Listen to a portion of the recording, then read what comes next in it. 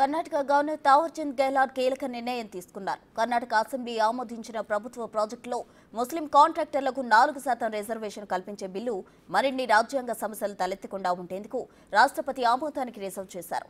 ఆయన ఈ నిర్ణయం తీసుకున్న టైమింగ్ ఇప్పుడు చర్చనీయాంశమైంది.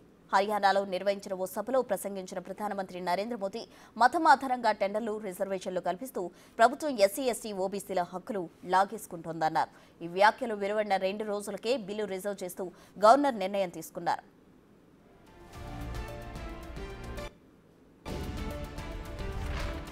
ప్రభుత్వ కాంట్రాక్టులలో ముస్లింలకు 4% రిజర్వేషన్లు కల్పించేందుకు ఓ బిల్లు రూపొందించింది.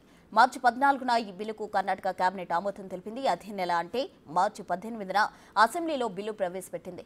దీని ప్రకారం 2 కోట్ల వరకు విలువైన సివిల్ పనులు, కోటి వరకు వస్తువులు, సేవల కాంట్రాక్టులో ముస్లింలకు 4% కాంట్రాక్టులు రిజర్వ్ చేయాల్సి ఉంటుంది. ప్రభుత్వం తీసుకొచ్చిన ఈ బిల్లు కర్ణాటకలో పొలిటికల్ వార్కు తెరలిపై గవర్నర్ కూడా అభ్యంతరం వ్యక్తం చేశారు. మతం ఆధారంగా రిజర్వేషన్ కల్పించడం రాజ్యాంగానికి విరుద్ధమని, ఇది సమానతత్వాన్ని ఉల్లంఘిస్తుందన్నారు. ఇదే విషయాన్ని కర్ణాటక ప్రభుత్వానికి రాసిన లేఖలో తెలిపారు. 2023లో బీజేపీ ప్రభుత్వం 4% రిజర్వేషన్లు ఉపసంహరించుకుందని గుర్తు చేశారు. ఇప్పటికే ఈ కేసు సుప్రీంకోర్టులో పెండింగ్లో ఉందని గుర్తు చేశారు.